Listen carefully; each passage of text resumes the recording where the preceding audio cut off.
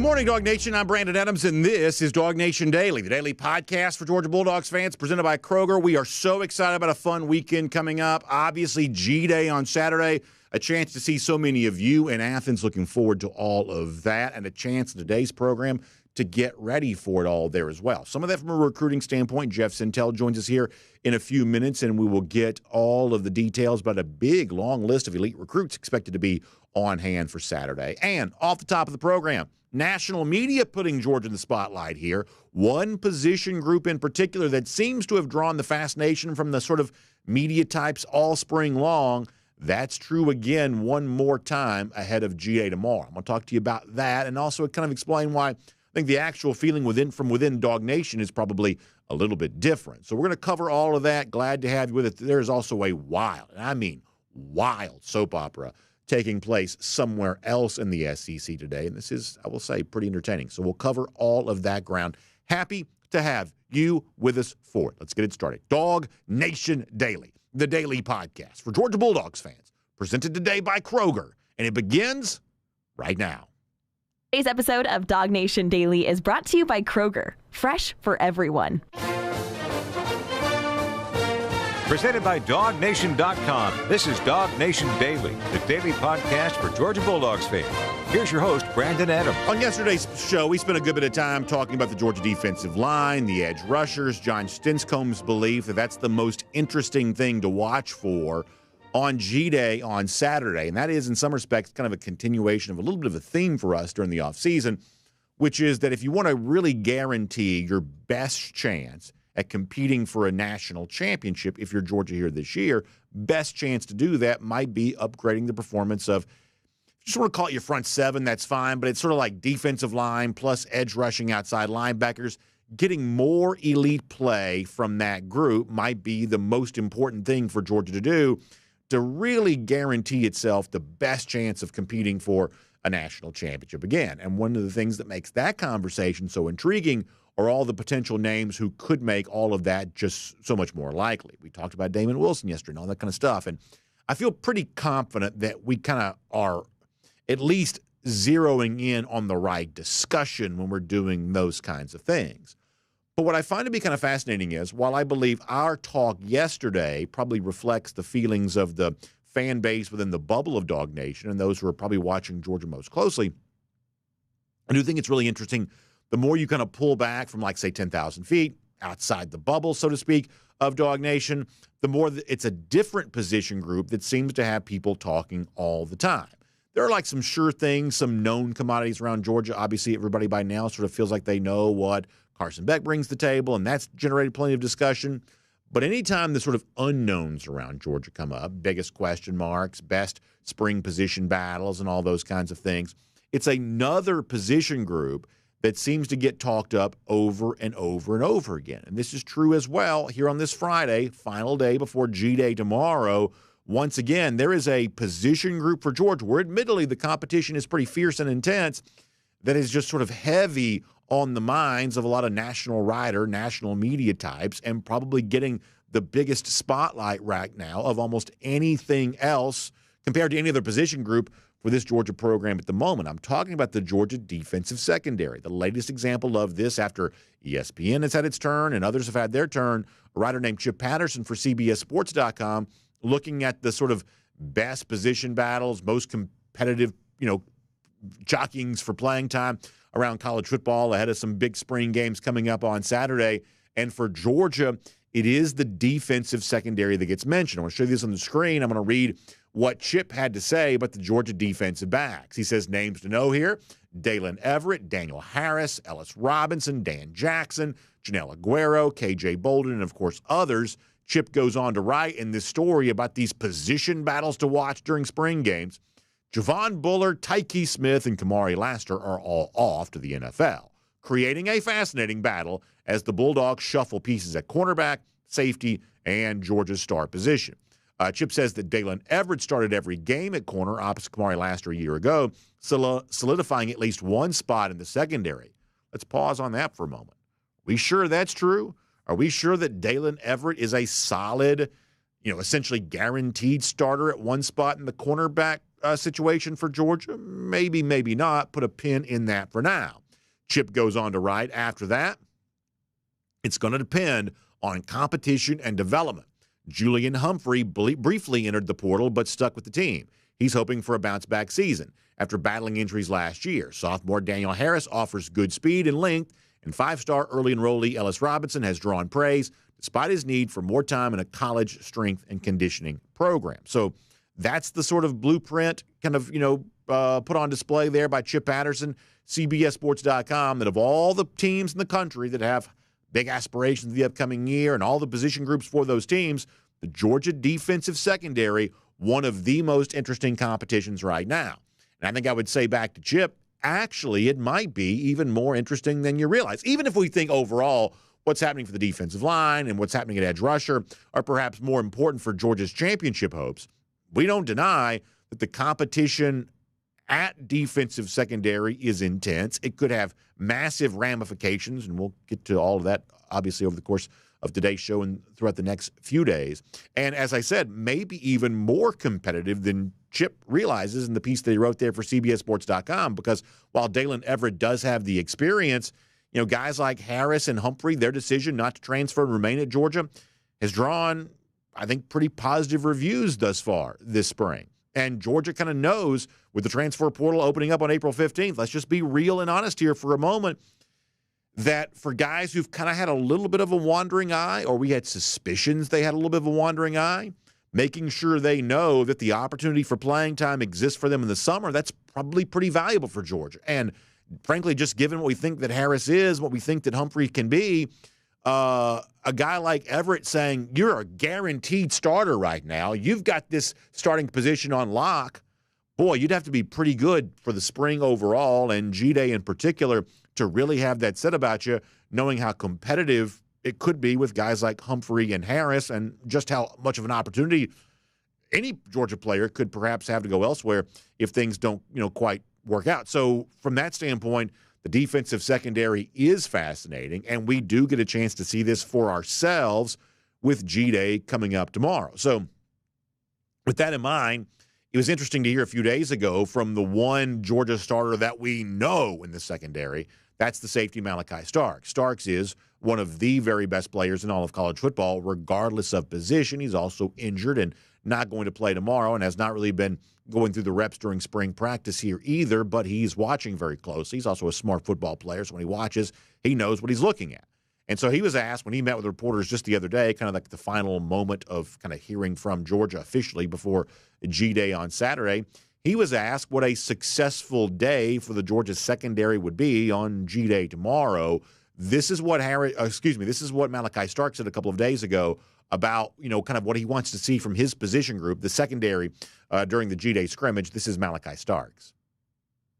Just going out there and compete, everybody being on the same page, just seeing guys wanted to know what the job is and how to get it done, and just going out there and compete, because I like to say we play the hardest position on the field. We're going to get with the ball time to time, but it's always about the next play. So it's going to happen, but I want to see guys, when it does happen, how do they respond. So I think that would say a lot about the room that we have.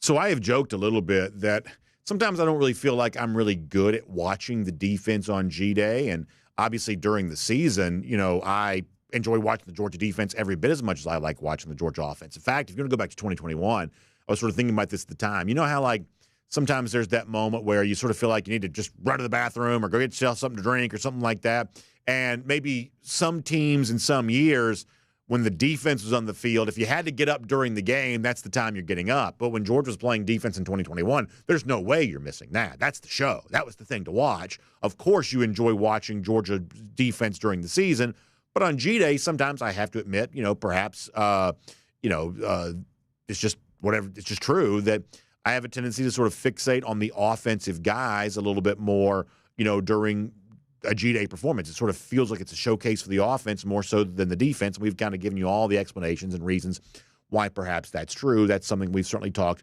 plenty about. But as Stark said, hey, this is going to be a competitive environment on Saturday. And Stark says, I want my fellow guys in this position group to be able to run step for step for all these wide receivers who've generated all this conversation. We've talked about Colby Young. We've talked about, Arian Smith. We've talked about Dylan Bell. We've talked about all of those names all spring long. I think there is some genuine fascination with what they might be able to do coming up on Saturday. But as Malachi points out, how competitive is the defensive secondary in terms of limiting their pass-catching opportunities? And it may create a situation where there are fewer highlight plays and there's less sort of, exciting moments. But if the defensive secondary is running step for step and knocking balls out of the air, that's probably a pretty good day for a position group that Chip Patterson, CBS Sports, says is going to be one of the most closely watched of any group in the country for these spring games coming up here this weekend. And for Georgia fans in general who kind of want to see, what is the pecking order? How established is Daylen Everette, or is his job up for grabs too? And Julian Humphrey, Daniel Harris, their decision to forego the transfer portal and come back to Georgia, how much of a dividend does that have a chance to play for UGA? That makes, I would say, G-Day really fun on Saturday. And then there's also this. What about KJ Bolden? I mean, we've heard a lot about him at that safety spot, as you would think you should when a guy's a former five-star. And what about Elyiss Robinson? I mean, it was Terrence Edwards himself who said that Elyiss Robinson made an interception at the practice he attended that looked like something that Champ Bailey would have done. And there is a degree to which, even for newcomers who are trying to get strong like they need to and try to learn everything they need to learn, there is still a level of certain kinds of talent can't be hidden and certain kinds of talent can't be ignored. And certain levels of talent overcome inexperience and size deficiencies or whatever else. There is just a moment when you have to say, this talent must be respected. And this is a guy who may skip the line and earn some playing time as a young guy that we don't always expect freshmen to get. Is KJ Bolden, Elyiss Robinson, guys like that, are they those type of players? Well, once again, Saturday provides us a little bit of a glimpse to be able to see that. And if you want to go back to Malachi Starks for a moment, who himself was one of those freshmen a couple of years ago, Malachi also talked about what it takes to be a freshman like KJ is, like Elyiss Robinson is, who might have a chance to kind of do what Malachi Starks did as a freshman during the 2022 season. This is what Malachi Starks had to say about that. You gotta know the defense. You don't have to know it perfect. You don't gotta be a master of the defense, but you have to know what to do, when to do it, how to do it, and you also have to have effort. People got to be able to count me. Like if I can look over there and know what you're gonna do, and I can count you and do your job, and you can play. And that goes not just for freshmen, but anybody in the room. If you can be accountable and you have effort, then you'll play in defense. So I think there's a way to watch this on Saturday, right? Because ultimately, in terms of what was the coverage responsibility, what were they supposed to do? To be honest with you, I don't always know that. I have my guesses and my suspicions, but I'm not always right. I certainly acknowledge that. But the two things we can all sort of judge. We can all sort of judge how somebody, when they're in man coverage, something like that, how somebody's running, step for step with the receiver that they're covering. But also watch this. Watch what the coaches do. Watch what, Dante Williams does. Watch what Travaris Robinson does. Watch what Kirby himself does, because Kirby certainly feels free to get involved in all of the position groups, maybe a little extra sometimes with that Georgia defensive secondary. Watch how hard they might be coaching guys like KJ or Elyiss during the game, or even guys like Harris and Humphrey and Everett and all those. Sometimes it's the level of sort of very, very intense coaching those guys are getting that gives you a little bit of an idea of how you think they might be playing in a given moment. As far as what I'm hoping to see from G-Day, I sort of said this during our RS Andrews cool down yesterday. We've seen, like, say, the last year or so, Georgia use its offensive line, for instance, as a position where there was a lot of rotating going on, that Georgia probably felt like it had more than 5 starter-level players, to use a phrase that Smart uses a lot, players playing above the line. I think Georgia felt like it had more than 5 of those guys playing above the line. Therefore, it tried to create as many opportunities as it could for as many of those players as possible, and I think it kept more Georgia players happy in the process. I'm sort of hopeful the same thing can be true for the Georgia defensive secondary there as well. If things are working out as well as I think they might be, that means that not only do you trust Daylen Everette, and you obviously trust Malachi Starks, but you may trust Julian Humphrey and Daniel Harris too. You may trust Ja'Cory Thomas. You may trust KJ Bolden. You may trust Dan Jackson. You may trust a good number of players, even beyond the ones that I just mentioned. You may trust a good number of players to be above the line for you and a starter-level player for perhaps a different kind of program. So does Georgia gain the confidence to perhaps also work on a little bit of a defensive back rotation for the fall? And can enough playing time be shown available to keep a lot of these guys happy in this position group there as well? That's one of the things, admittedly, that I'm watching for on Saturday. If you ask me about my biggest concern for Georgia overall, I still sort of gravitate to the defensive front. But I certainly understand why so many in the national media, including the writer for CBS Sports, looks at the Georgia secondary. There is a long list of names who could be major contributors for Georgia. And exactly what the pecking order is for that group, Saturday G-Day, we get a pretty good glimpse of all of that.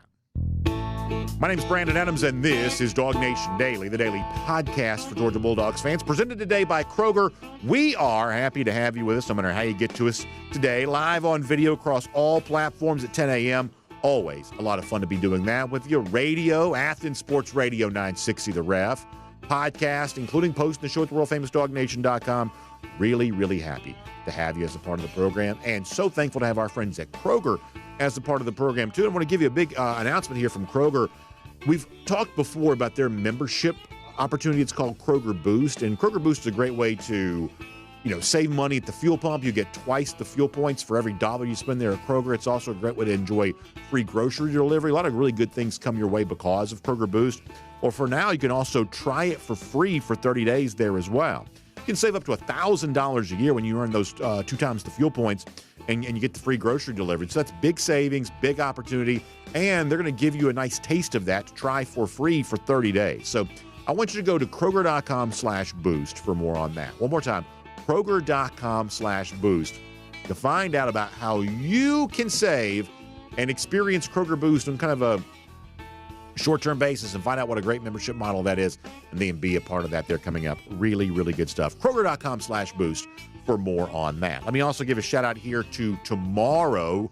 Looking forward to being back at the UGA bookstore again. By the way, the great-looking apparel that the UGA bookstore is so famous for, they got special savings on all of that tomorrow. So make sure you stop by and enjoy that. Some of the national championship gear, my understanding is they're offering some really pretty big markdowns on a lot of that. So make sure you check that out. We'll be there before the game for the DawgNation pregame show. Kaylee Manziel anchoring that. I, of course, as I always am, will be there for the DawgNation postgame show after the game. That means we haven't done this in a little while, but it's a reminder to you. It's show up to the UGA bookstore. If you want to kind of sound off on what you saw for G-Day, we'll give you a chance to do that. You can pop on air with us for a couple of minutes. If you want to join us via Zoom, we kind of tried that out yesterday to make sure that was all working good still, and it is. So we'll have a chance to welcome you to the program there on that. So you can sound off. Typical DawgNation postgame show. I really lean on y'all to help bring the energy for something like this. So we'll do all of that from the UGA bookstore tomorrow, our home away from home. And don't forget, also big autograph opportunities there tomorrow there as well. You've got the great former national championship quarterback Buck Bellew. He'll be there signing copies of his book, and then Kamari Laster, who's going to be one of the stars of the upcoming NFL draft. How about Kamari Laster on hand tomorrow there as well? All of that going on from 10:30 in the morning until 12:30 p.m., kind of leading up to the start of G-Day there at 1 p.m. We'll be there for that there too. And then back after the game for the DawgNation postgame show there as well. So stop by the UGA bookstore tomorrow. See DawgNation, see Kamari Laster, see Buck Bellew. I'm led to believe, going to be a special guest on hand there as well, maybe even a handful of special guests. So all of that should be a lot of fun. All right, we're going to get Jeff Sentell here coming up in just a moment. But as a way of setting up our conversation with Jeff, let's also go around the doghouse right now. Here, poured today by the Finnish Long Drink. And I want to kind of lay the groundwork for what we're about to talk about with Jeff here in a moment, because Jeff had a great story at DawgNation.com yesterday looking at what is a fast-growing visitor list for recruits on hand at G-Day in Sanford, between the hedges. Now, it's a little bit of a different experience for fans tomorrow because only part of the stadium is going to be open, and pretty much everybody's sort of sitting on the kind of student side. Sometimes you call it the visitor side of the stadium. But recruits in that West End Zone facility, they'll still have the same kind of red carpet treatment they're used to getting. As far as the list overall, it is a long and an impressive one. There are big names in the class of 2026, of course, such as quarterback commit Jared Curtis. But as I show you this on the screen, there are a couple of names in particular I want to highlight here. One of those is Justus Terry. Terry, obviously, the recent flip from UGA to USC. A lot of folks sort of believe that this one's far from done, of course. And when you think about the home field advantage Georgia's trying to lean on from a recruiting standpoint, this is an example of that. Manchester, not exactly right next door to Athens, but also not that hard to kind of get over on campus here. And Terry's already, I think, visited Georgia since decommitting and committing to USC, and now back on campus there again. So even in the NIL age, follow the visit still matters, and that's the old mantra. And Terry visiting Georgia again on Saturday, I think that at least means something. It may not be a guarantee of anything, but at least means something good for the Dogs. The other name that's interesting to me, and I'm going to talk to Jeff Sentell more about this in particular, because I still believe that fans are not talking enough yet about a guy that I believe we'll all be talking a lot more about over the course of the next few months. That's Elyiss Williams, the four-star tight end from Camden County. Now, there are two things about Williams. Thing number one is this is a very contested recruitment. I believe Jeff would probably say the most contested of all of the current UGA commits, I believe. He might say that anyway. But it's also one of those guys that I think as more fans kind of acquaint themselves with the 2025 prospects, I think that Williams is going to have a certain level of fascination grow around him because, you know, he's certainly not as big as Darnell Washington, but he kind of reminds me a little bit of Darnell just in terms of the overall size and obviously athleticism for that size. And so I do believe this is a pretty important recruitment for Georgia. There are other names there as well. I'll shout out a couple of commits, Mason Short, Ethan Barbour. They're all planning on being there. And then, of course, you start getting a little bit into the 2026s, and some of those battles are going to kind of take shape here, too. So we're going to cover a lot of that with Jeff Sentell coming up in a moment, but wanted to give you a little bit of a preview of that there. Watch out for Justus Terry. Watch out for Elyiss Williams. Watch for some of these names here, perhaps making big headlines as they're expected to attend G-Day there on Saturday. For now, though, we'll make that around the doghouse, poured today by the Finished Long Drink. And, of course, tomorrow, a little bit of a makeshift tailgate opportunity for many of you. And when you're getting the cooler out for the tailgate, make sure you put the Finished Long Drink in that cooler for the tailgate, especially here in the Peach State. Maybe thinking about the events going on in Augusta or something like that. But the peach-flavored version of the Finished Long Drink is you're sitting there and you got the app open, you're watching all the golf from just down the road, you're getting ready to watch G-Day. The Finished Long Drink goes great with that, whether it is the peach flavor or the one that I like, the traditional in the blue can with the grapefruit flavor and the gin kick. I know our good friend Kaylee Manziel, she's lately been on a long drink cranberry kick. A lot of the folks in my neighborhood like that there as well. Long drink strong, 8.5% alcohol by volume. Long drink zero, no carbs, no sugar. There is a Finished Long Drink variety for you. It is a great tasting mixed drink. You like mixed drinks? This is a mixed drink. You don't have to mix yourself. It is a ready-to-drink cocktail. And in this really fun category of beverage, we think that the Finished Long Drink really dominates it from a flavor standpoint. So make sure you try some today. Online, thelongdrink.com. That's the website, thelongdrink.com. You can enjoy all of that here today. Great to have the Finished Long Drink pouring around the doghouse for us today. Now, normally, this is a little inside baseball. When we are getting ready to kind of make a transition to a guest or something like that, I don't see the guest until they kind of show up on the screen. But because we had the Masters app running here on one of our monitors a little earlier, I actually have a little bit of a preview of Jeff Sentell. And Jeff's got a very nice background in honor of the festivities this weekend outside of what's happening for G-Day. So for those of you on video, you get a little bit of a treat around that.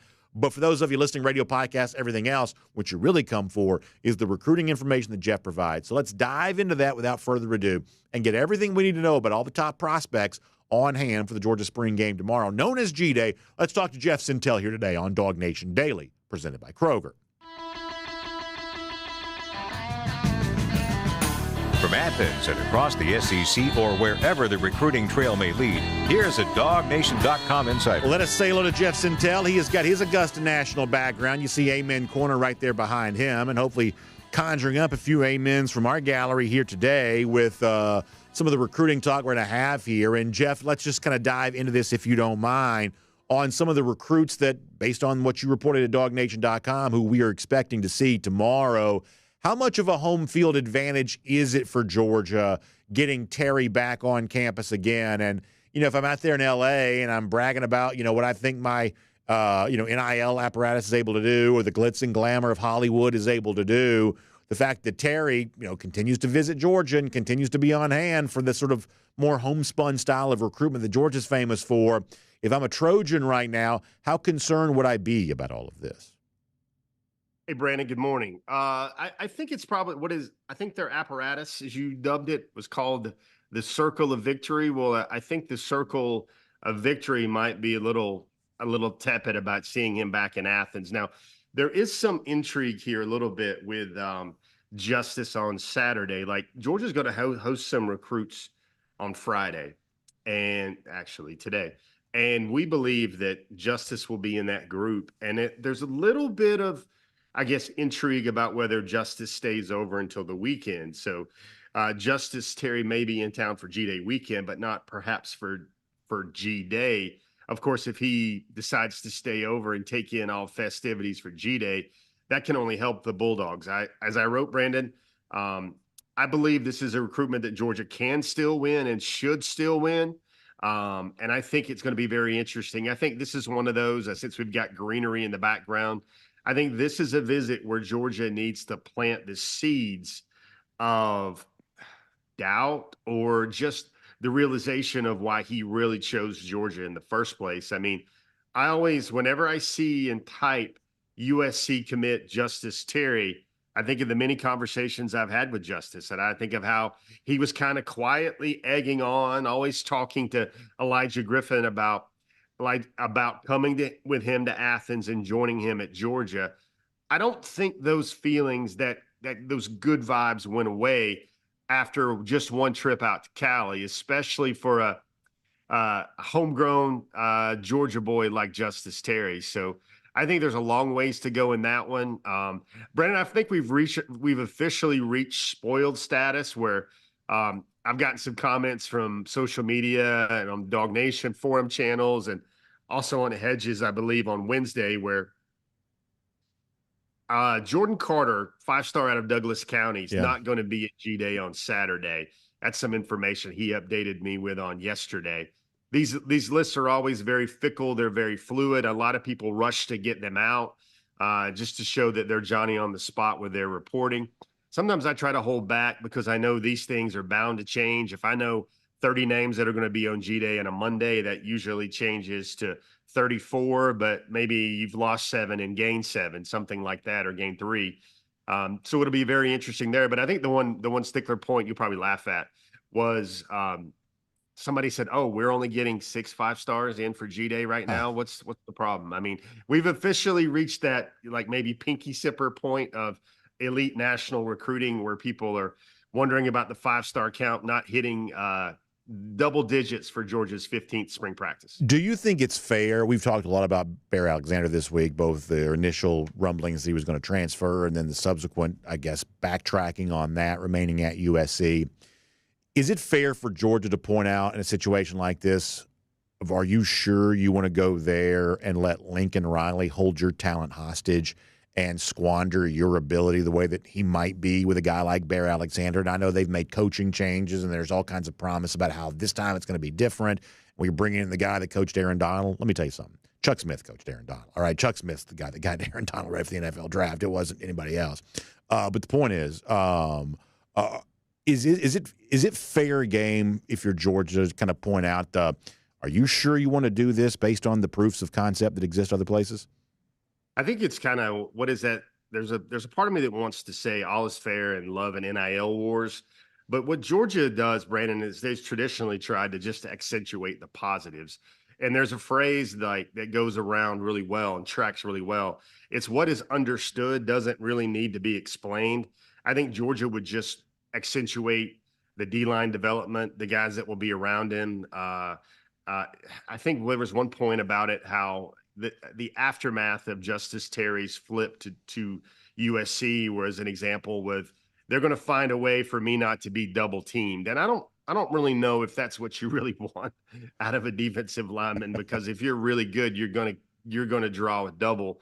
But curious statement that was made by a member of Terry's camp. And that was basically just the information they got in the pitch there from USC as well. I seem to remember Aaron Donald drawing a double almost every game when he was a Los Angeles Ram, because that was just what you did with the juggernaut on the offensive line. But yeah, Brandon, I'm glad you noticed the background. I'm going to try to set a DawgNation Daily unofficial record.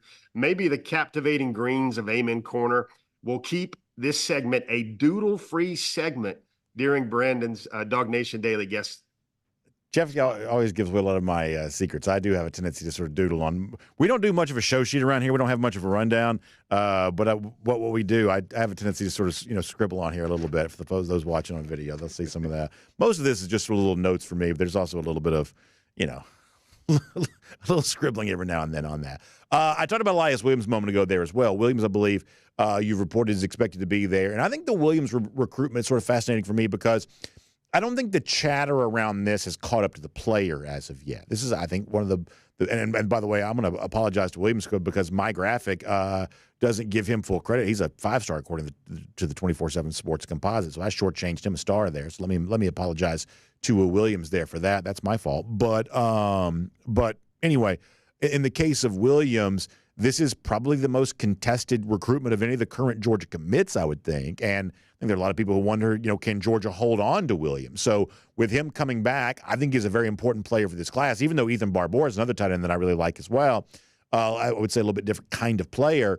How much does having Williams on Saturday help with what is a pretty significant push from other programs? I think it's the Florida schools in some cases, perhaps NIL-aided.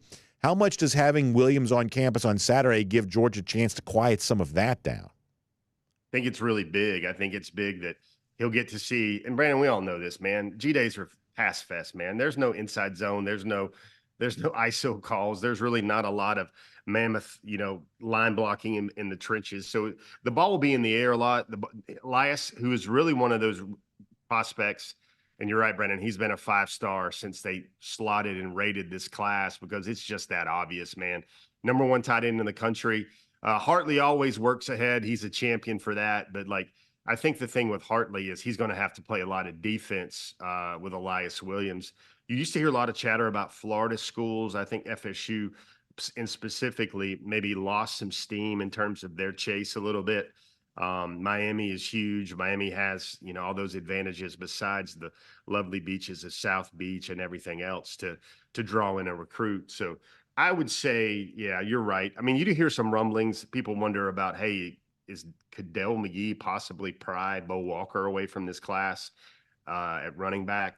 But you're right. The most contested commitment, especially most contested public commitment right now of the 2025 class would certainly be Elyiss Williams. Do you buy there's nobody like Darnell Washington. He's a one of one. But do you buy the Darnell comparison a little bit with Williams and Darnell right now? I don't think this is a disservice to neither Darnell nor Elyiss. I think Elyiss is just a different player. He's a guy that you see him right now, and I can't really see him being that extra attached tackle that Darnell was so amazing for. But you can certainly see all those leapfrog hurdle plays like the one against Oregon. I think Elyiss is going to be his own kind of beast. Still a terrific basketball player. He's going to have a little bit more swivel, a little bit more handle going down the field.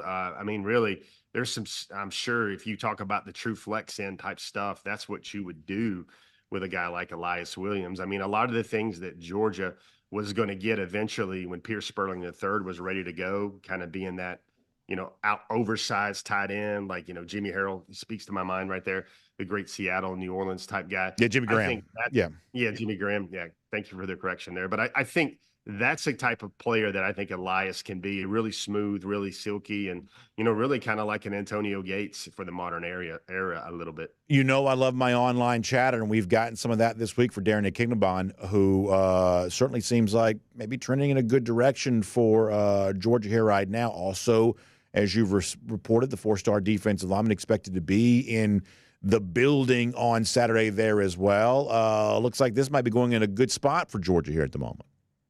Yeah, Brandon, there's a few guys on this list that I would say are trending hard for Georgia. And, Travis Smith is one, Darren Ikinnagbon is one, Dijon Lee Jr. is one. And it's funny, I'm going to classify Darren as a very neat and tidy recruit. And I mean, it's kind of, seeing Augusta National in the background here. I think it's kind of like a guy that his recruitment's going to feel basically like a bogey-free round, because he's a young man that basically set this visit, kind of like Travis Smith, months ago. He's held to that. They knew they wanted to be at G-Day back in February, and they're going to be at G-Day. Darren has even claimed Georgia as his leader, touted Georgia as his leader going back months now. And Georgia's still his leader after a visit to Ohio State and other guys jockeying as well. Seems like Chadira Uzodiribe has really identified and prioritized Darren as a guy. He's got all the size. Now, Brandon, if you look at his film, without getting too deep in the weeds here, into the rough, so to speak, or the second cut, what's happening here with Darren is you look at his film, man, he's a guy that's going to set the edge. He's going to check off a lot of traits. He's very athletic. He's going to be able to knife through the line. And that's a guy that I think that quality gets a little understated when it comes to Georgia and what they like to do with their defensive ends or edge type prospects. I think Nolan Smith was fantastic at that. Probably didn't get enough credit for it. And he's another guy, already fits the eye test, really likes the Dogs, really taken by the Dogs. And I think this will be, Brandon, a very important visit.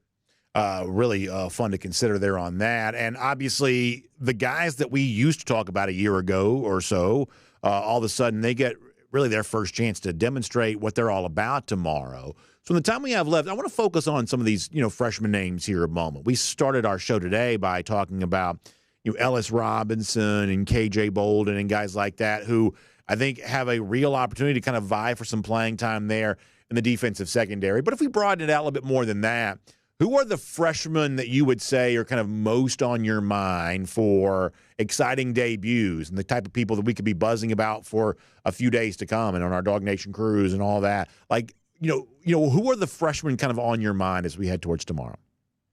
Yeah, Brandon, man, I know you probably didn't intentionally mean to do this, but you've perfectly teed up my upcoming story here on DawgNation.com. Right. And what it is let me just challenge everybody listening right now. How well do you know your dogs? Like, if I was to say, without looking at Google or going to GeorgiaDogs.com, tell me who number 18 is going to be tomorrow. Tell me who number 19 is going to be tomorrow. Tell me who number 23. What about number 70? What about number 4 and number 1? You could probably get those last two, but it's kind of fascinating to sit there and look at all those big new numbers. And there's a lot of new numbers. I've got a story that's going to go up today on DawgNation.com, which is basically the 24 names you need to know for the new faces you need to know for Georgia football in 2024. Now, listen, folks, these are not going to be 24 biographies or whatever. It's going to be quite simply, who number 4 is now? That's not just Oscar Delp on offense. That's KJ Bolden on defense. Number 18 might be the best new number combination for Georgia football this year, Brandon. That's because Sakobe White's going to wear number 18 on offense. And on defense, Chris Cole's going to wear number 18. Number 23, that's the new tight end, Jaden Riddell. Number 70, that's the new defensive line crusher. And that's offensive lineman Daniel Calhoun out of Walton High School as well, and Centennial High School as well. So there's a lot of new faces and a lot of new names where I don't want the good people that the good patrons of DawgNation.com, I don't want them to stumble around the greens at G-Day tomorrow and go like, wow, who's 70 again? Who's 13 again?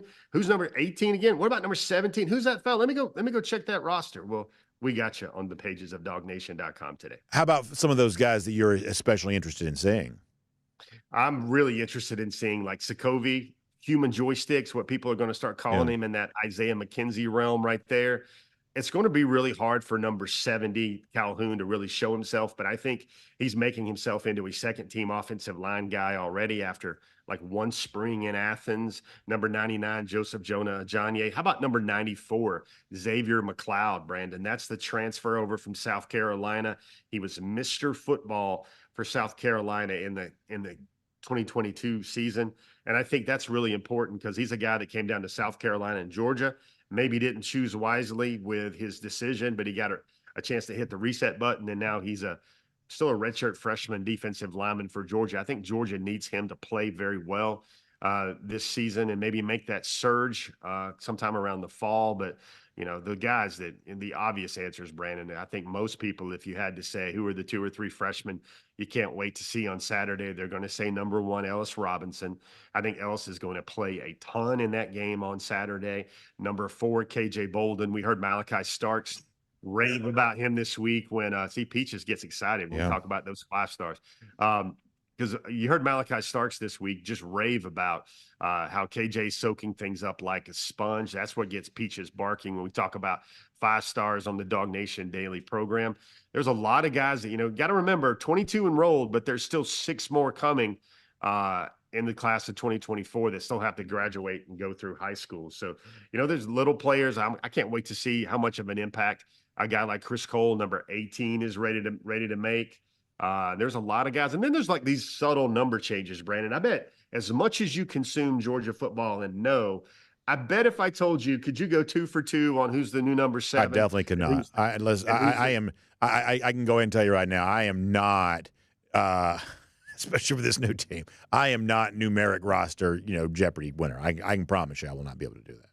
Yeah, and it's funny because Kirby even made the point that like 50 out of the 85 are now 50-something out of the 85 are guys that have been on campus for less than 2 spring practices now. And like those 2 numbers right there, and we're here to inform, man. And number 10 is now Damon Wilson Jr., moves from number 35 to number 10. That one that's going to look pretty. That's going to look pretty. That's a good-looking number for him. Yeah, I think 10's a good number for him. That one I did know. I think 10's a fast number. It's a faster number than 35 is. You just move quicker when you wear that number. I don't know why, but you do. So I do like Damon Wilson in 10. I like that. Yeah, it looks more sleek. It looks like more pass rusher, fire-breathing dragon coming off the end. And the new number 7, that's Daniel Harris, the one that Georgia was able to hold on to coming in and out of the portal. New cornerback that will see a lot of time this year. Let me do 2 things with you here real quick, because you mentioned a couple of guys that we probably haven't. I mean, we've talked about them some, but probably didn't want to talk about them more. One of those guys is Daniel Calhoun. And I know this is like really into the weeds, totally in the weeds. But I think if you're Georgia, you definitely feel like you've got 6 offensive linemen that you have no problem playing. Obviously, Morris and Fairchild, the 2 rotating guards, in addition to the other 4 starters. I would say that Monroe Freeling is probably really close to being a 7th offensive lineman that I'm guessing Georgia's pretty confident in. That's my assumption anyway.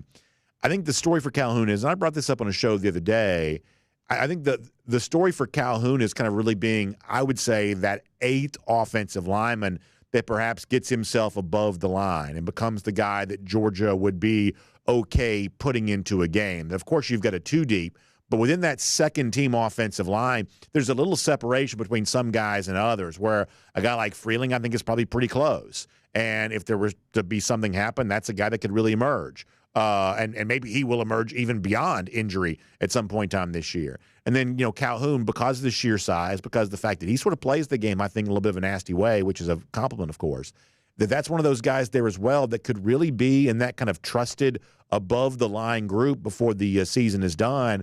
And that level of offensive line depth for Georgia is the sort of luxury, I believe, that separates it from even other championship contending teams. There are just not very many teams in America that have the sheer number of quality offensive linemen that Georgia seems to have in this program at the moment. Yeah, Brandon, let me see if I can pull a keeper out of the bag right here. I think you mentioned the number. You thought Georgia could go to 7. Maybe Calhoun could be 8. Brandon, I'm going to say this. I think Georgia is as close to having 10 excellent SEC caliber offensive linemen than they've ever had in Kirby Smart's time. I mean, I'm talking about 10 that you could go to war with and beat an SEC team on the road with. I've spoken, those that have been around Coach Stacy Searles a lot this spring, they've seen him smiling quite a lot. Like happy. Of course, he's coaching them up. He's being a grizzled veteran offensive line coach, but he really, to a lot of observers, feels like he's got a really good group. Maybe perhaps, the one thing is who's probably your second team center. Is that Tate Ratledge in a pinch? Is that Drew Bobo in a pinch? Is that, I think a guy like they have several offensive linemen that are quite versatile, and the depth of what Georgia has on the offensive line. I know everybody's going to be worried a little bit come April 16th and think the Grim Reaper's coming around the corner, but you can bet Georgia's second team offensive line group is going to have to withstand a lot of pressure from other potential inducements from collectives, because you see number 72 right there in that clip right there, Jamal Merriweather, Brandon. That's a guy that people are going to need to know who that number is in red and black pretty soon as well, because he's looked pretty sporty, getting on the weight, learning how to play. I think that was another great evaluation poll for Georgia, how they basically flipped that young man from DSGB territory from Central Florida to Athens, and he's in first spring actually in Athens, but second season with the Dogs. He's coming on. I mean, that offensive line group Brandon, has always been robust, but to me, it seems stronger than ever. All right, Jeff, good stuff. Looking forward to seeing you in Athens tomorrow. You got your Masters T-shirt on. You got the background. You got a pick for how you think it's going to play out the rest of the weekend there at Augusta? I mean, I can't wait to see how treacherous this wind is going to be. It was sad to see what Georgia alum Brian Harmon, how he did on the first day dealing with a lot of that wind. But I really think that out of the blue, I hope, Brandon, I just hope this doesn't become the live versus non-live storyline in terms of contenders. You see a guy like Bryson DeChambeau playing the Augusta round of his life already. But that Scheffler dude, man, he looks dialed in, locked in. Brandon, I don't know. In your golf circles, you guys talk about it a lot. Your text threads, your friends, your familiars. Like, what a story it would be if he's leading the Masters. And he has said to himself, to others, anybody that's listening, if he's leading the Masters and his wife, who is very much with child, if she's ready to deliver, he's leaving. He's withdrawing from the tournament. Can you imagine that story? He's going to be Father of the Year for all time. But the way he's playing, he looks like he's got the hottest blades in the bag. It should be a very, very fun weekend indeed. That all around G-Day, and of course, Braves, Diamond Dogs, everything else going on there as well. So a lot of good sports this time of year. Good stuff, Jeff. We appreciate you being here. Looking forward to seeing you there in Athens tomorrow. That's going to be a good time. We will talk to you soon, Jeff. Thanks for being here on DawgNation Daily, presented by Kroger. Hey, Brandon, take it easy, man. See you in Athens on Saturday, buddy. Sounds good. Let's take a look around the rest of the league. This is SEC Through.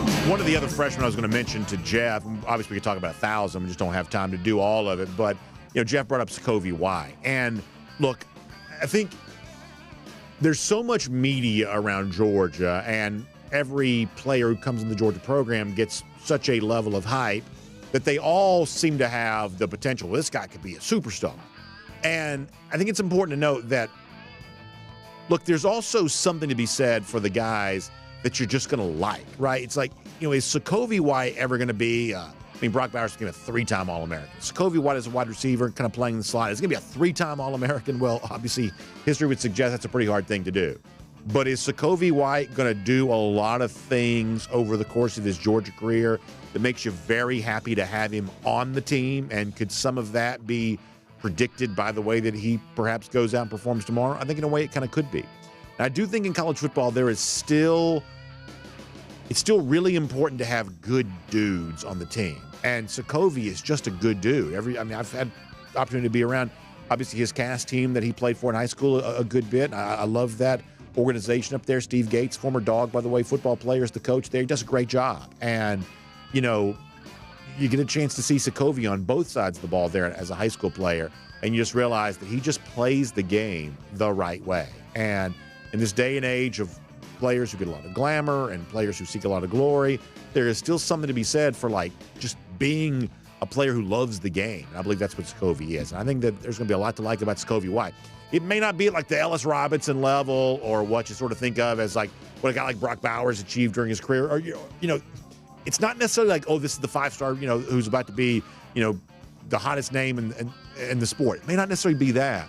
But, boy, you want those guys who are making positive contributions to the team. And for as long as Sokovia White's here, my belief is that's what a guy like that's going to be able to do, and also have a chance to be a really good football player in his own right there as well. Now, let's get ready to go cruise around the SEC courtesy of Royal Caribbean. Now, this is the point where I'm going to kind of put this out into the atmosphere here a little bit.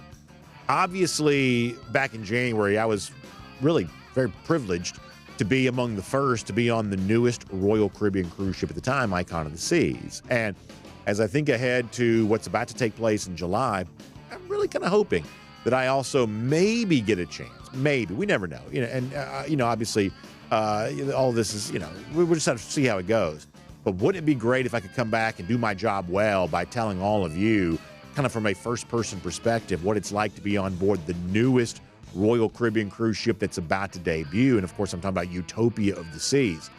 This thing hitting in July. And the whole act of building a ship I find to be amazing. It's hard to believe that humans can even do this.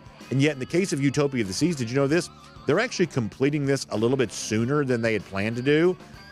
So it was originally going to sail in whatever time in July, and I believe they've actually moved up the first sailing a little bit sooner than it was originally supposed to be, because they got the ship done a little sooner than they thought they might, which just gives you an idea of just how much care Royal Caribbean takes to make this experience as great as it can be for those who get a chance to be on board Utopia of the Seas. And how much fun is that going to be? And what I love about Utopia is it's an Oasis-class ship, which is obviously really cool, but it's also going to be a situation where, in the case of Utopia, it's going to be a brand new ship, Oasis-class ship, and it's going to be kind of dedicated to those 3- and 4-night sailings there at Port Canaveral, which I think is wonderful because you're talking about an experience where if you're like me, you get a family and everybody's got stuff going on. It's sometimes while you would love to go on a 7-night cruise, it's not always easy to do that. So the 3- and 4-night cruises sometimes can be a little bit better for the schedule. For some people, it's perhaps a more wallet-friendly choice or something along those lines because the shorter cruise can be. Well, either way, how about the idea that the brand new ship, the newest ship from Royal Caribbean, is going to be there for those 3- and 4-night sailings out of Port Canaveral? Great time to take a Royal Caribbean cruise vacation. Jessica Slater can help you with that. You can give her a call, 770-718-9147. That's 770-718-9147. You can also email her, jslater@dreamvacations.com. She'll tell you all you need to know about all of that. All right, couple of stories for you here right now. So yesterday, we saw one of these great classic SEC soap operas sort of play itself out. And some of you aren't quite as into basketball as you are into football, and I understand why that would be. But I can promise you, the stuff involving the Kentucky basketball coaching surge is just as good as anything we've seen from the football side of things in quite some time. Really very entertaining, where Kentucky is now settled on a former player, and for what it's worth, former UGA staffer, Mark Pope, as its new coach. Pope most recently at BYU. And this is, from a perception standpoint, a huge step down from trying to steal Danny Hurley from UConn or going after Nate Oates from Alabama. Settling on Mark Pope really feels like a loss for Kentucky. Now, there's a chance that Pope ends up being a good coach. Obviously, that's possible. But in terms of winning the press conference, which is seemingly always a goal, that doesn't really do this. And behind the scenes, what seems to be true is that after offering a ton of money to Danny Hurley and him not wanting it, kind of getting rejected by Nate Oates, it seems like and I guess Scott Drew as well, the Baylor coach, who probably from a personality standpoint didn't feel like he was a good fit for Kentucky, you're led to believe perhaps. But big coaches turning the job down, there was perhaps a little bit of panic there in Lexington. The other big name that was potentially out there was Billy Donovan, the former Florida coach who won back-to-back championships, who's now with the Chicago Bulls. He's head coach there. And so, like, the last sort of Hail Mary attempt of, can we do something to sort of salvage all of this, would have been Donovan.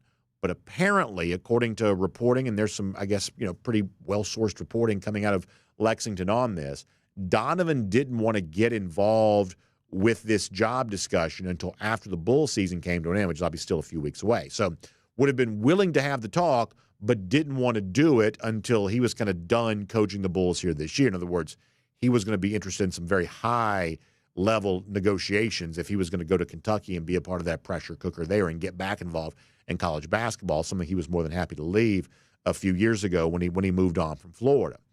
So I think if you talk to some people around the Kentucky program, what they'll tell you is, listen, if Donovan said no, you could have still hired Mark Pope. You could have gone and gotten him at any point in time you wanted to, A, because nobody else was going to, and B, this is your own guy. Why not swing for the fences and try to go get Donovan? And I guess I probably think that's probably would have been the wisest course of action there as well. And look, here's the number one takeaway in all of this. I think in college athletics, football, basketball, both, I think that ADs and the media around these programs, I think we make too big of a deal when a program gets turned down for a job and it turns into it's a bad look. That's always the phrase here. It's a bad look. And what I always want to say when somebody says anything for a program is a bad look, like specifically what does that mean? What is the specific meaning of a bad look? And what is the specific negative ramifications of any kind of bad PR hit, being turned down by a coach or whatever else is out there? I think the people who make public relations into a big deal are the people who personally benefit from public relations.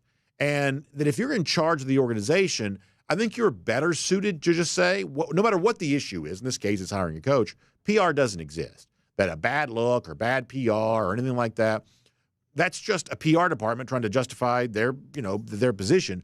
But the actual PR itself is not a thing that you have to worry about. Case in point, Alabama. When Nick Saban was hired as Alabama football coach, that only happened after Rich Rodriguez had turned the job down. And frankly, after Nick Saban himself at one point in time at least alluded to the fact that he wasn't going to take the job, which would seemingly be proof that being turned down is not always necessarily a bad thing. So if the thought of hiring Pope, which may be a coach beneath the standard that Kentucky should be pursuing, is all about the panic that comes in when you've been turned down for the job and gotten the criticism of, ooh, bad look for Kentucky, nobody wants this job. All of that kind of stuff is always overstated. So if Mitch Barnhart settled for a bad coach because he was worried about being turned down, then that's ultimately going to be the first line of his Wikipedia page when he eventually gets fired. He's not very popular in Lexington right now as it is, and this is the hire that could doom him forever unless Pope ends up being better than some people think that he might. A couple of other things here. Jeff mentioned, so we're all about G-Day on Saturday, but this time a year ago, there were some transfer rumblings for Georgia on the day of the game. We'll see if that ends up happening tomorrow or not. But we do know that Georgia, just like everybody else, will be a factor in the portal when it opens on April 15th. You know, you've heard, what is it? What's his name from 24/7? It's like, oh, some teams are going to be gutted during the portal. Perhaps they might. Yeah, I guess I'm still at least somewhat skeptical that it is as bad and as dramatic as some people suggest that it might be for a couple of various reasons. It's a shorter portal than the winter portal is.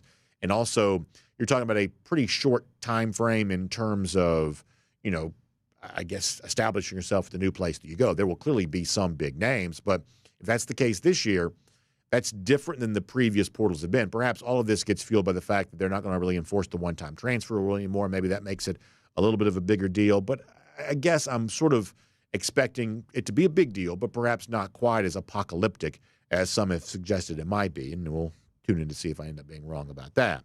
And then, of course, spring games tomorrow. We're watching closely what happens for G-Day, but also watching around the rest of the SEC there as well. I got a whole bunch of those games right there at 1 p.m. Alabama. The Kalen DeBoer debut going to be taking place. Watching the Alabama wide receiver situation could be a little bit interesting there because they've obviously got a real need to sort of reboot there at that spot. Seeing what happens to the Florida game for the quarterbacks could be pretty interesting there too. So you got a lot of spring games tomorrow in addition to what goes on for a G-Day. So we'll come back on Monday and recap a good bit of that. But for now, we'll make it cruising around the SEC courtesy of Royal Caribbean. I'll also give a quick shout out to our friends at Mr. Electric, DawgNation's choice for residential and commercial electrical needs. And so when you reach out to our friends at Mr. Electric, they're going to come out to you and do really quality repair work and take good care of you for installations or anything else you might need. They've been doing that for nearly 30 years right here in our market area. So I want you to check out Mr. Electric today. They got a team of licensed experts. They got insured electricians. They're taking safety very, very seriously. They also offer some flat rate upfront pricing for you there as well. So if you need 24-hour emergency service or you just need a quote for some work you want to get done in the future, Mr. Electric's got you covered. And there's always going to be a situation where you get that $29 service fee waived anytime you get some repair work done. So that's always a really cool thing there as well. Mr. Electric is a neighborly company. That's why you're going to enjoy working with them. So find them online, MrElectricAtlanta.com. That's MrElectricAtlanta.com for more on that today. All right, speaking of Augusta National and the Masters, we will wrap up with a little bit of an update on our Golden Shoe Masters pool.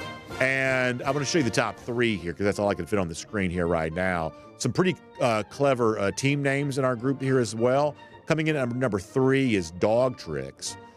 He is a total of 11 under.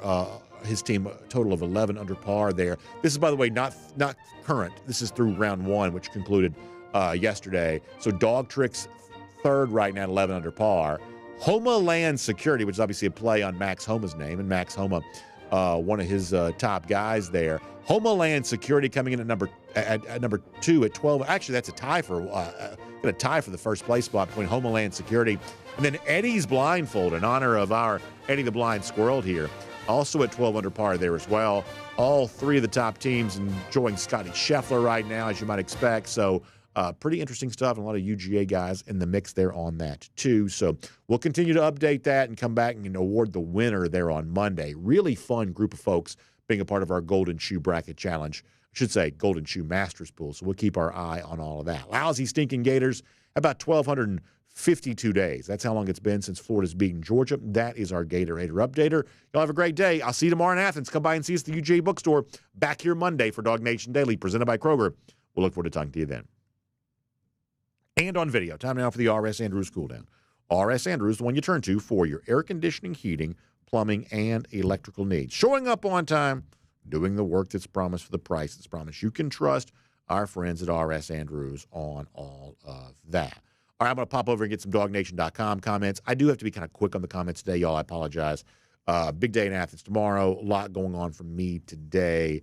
So we just got a lot of ground we got to cover here a little bit. DT, looking forward to seeing Jaden Riddell. That should be a fun one. DT also asking about Julian Juju Lewis. Yeah, Jeff reported at DawgNation.com that was not the expectation for Juju. Now, if that changes, I think there was at least one game last year where, Juju was a little bit of a surprise attendee. Maybe that's a possibility here, but perhaps not. Let's see what else is going on here. Let me check out the Facebook side of things for a moment, see how they are doing. And if you're part of our Golden Shoe Masters pool, good luck to you here over the course of the rest of the weekend. Fun to see those team names and some very clever stuff going on there. On Facebook here for a few comments on a Friday going into a G-Day weekend. Lucy Bowers-Boykin says she's in a Masters pool with her son's company. She's in 39th place out of 44. I'm in 13th place in ours right now. So yeah, there you go. Kind words from Ryan Walker. Ryan, I really appreciate that. Thank you. Really appreciate that for sure. Let's see what else.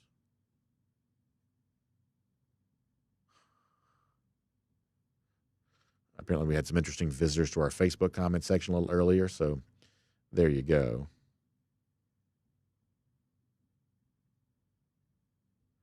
Wayne Kirkland says that Kentucky basketball and Alabama football are now both back to mediocrity after what's going on here. And I think a lot of Alabama fans I kind of saw on social media, they were like saying, see, this is why you act fast to hire a guy like Kalen DeBoer because you don't want to get stuck like the Kentucky basketball situation is in right now. Maybe that's the case. I mean, the other thing that's going on with Kentucky, too, that's pretty interesting is one of their top, commits has recently been making homages on Instagram to the big booster, the Tyson's Food dude that brought Calipari to Arkansas. Apparently he's also making inroads with former Calipari recruits because this guy's got Chicken Man on Instagram right now, which is thought to be a little bit of a shout-out to Tyson Food. So in addition to issues with hiring a coach, perhaps Kentucky going to find recruiting to be pretty difficult here too. Ryan Walker, that's nice to hear. I appreciate that. Yeah, very, very nice to hear. He had a nice interview with Mike Smith. Y'all should check that out from Ryan Walker. I had a chance to meet Coach Smith a few times. One of the nicest guys you'll ever see, for sure. For sure. Keith Fold says, see you on board. Absolutely looking forward to seeing all of you who are lucky enough to be with us on board for our DawgNation cruise. Looking forward to that, indeed. That should be a great time. All right, let's go to YouTube here for a moment there, too, and see what people are doing over there. Of course, no doubt getting ready for some fun. And listen, if you join us for our post-game show, hit us up. Call us tomorrow. We're going to have a good time with that. Jonathan Aaron wondering if I think that Calipari is a snake oil salesman. I mean, look, Calipari's obviously got a pretty checkered past, right? Didn't he have Final Fours vacated at both Memphis and UMass? I guess my question is, does that make him different enough from the rest of college basketball for that to really matter too much? If I'm being honest, that's, I guess, what I would wonder. Because the situation, even like the NIL age now where, most things are legal, basketball money is just different than football money. Because in football, you got to have a whole team to be good. Like, I can go out and buy the best recruit in America, but if I plop him down on, Georgia Tech or somebody team like that, it is not going to make that much of a difference. It's going to make you a little bit better. But one player is not changing the fortunes of a football team. It's just not. I don't care how good of a player it is, even if it's the best quarterback. I mean, put Carson Beck on Vanderbilt, for instance. Beck's a great player. Beck would clearly make Vanderbilt better, but they had a first-round quarterback a few years ago. What's his name, right? And it's not like they were that good. I mean, they were better than normal, but they weren't. One player in football is not making that big of a difference. You still have to have a team. But in basketball, you're only playing with 5.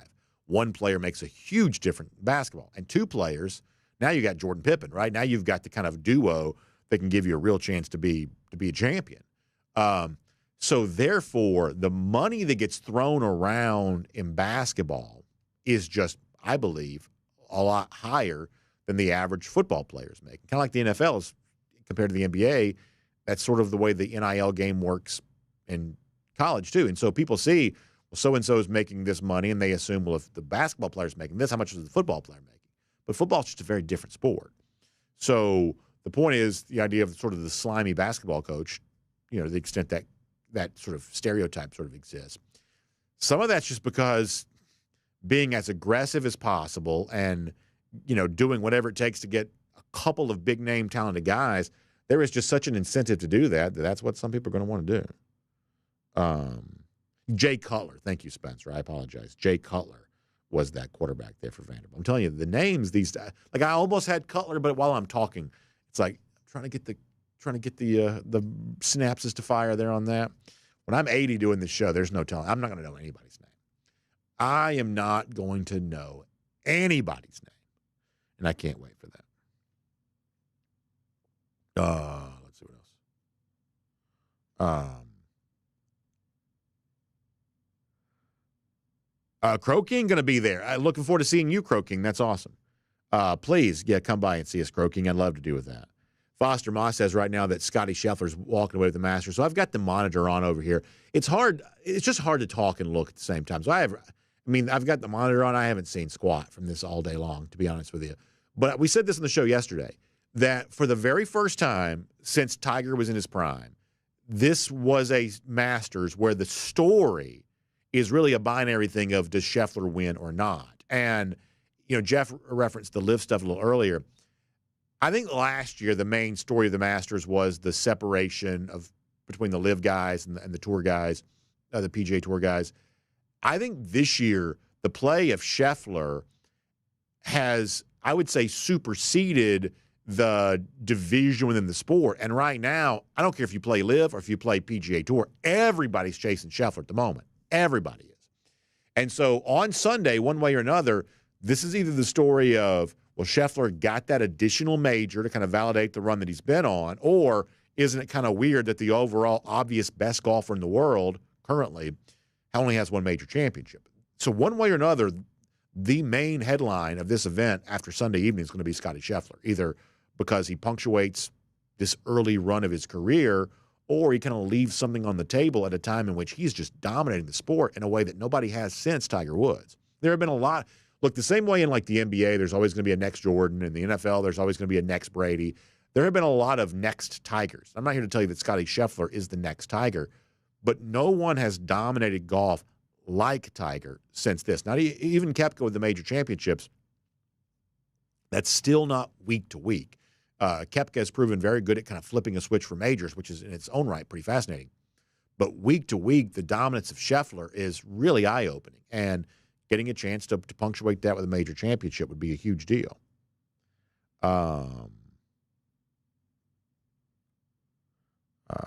DMR42 says he loves Nature Gator because he's always ready to defend the Gators the way we would the Dogs. And I guess in a roundabout way, that's probably true, DMR. I believe you're probably right about that.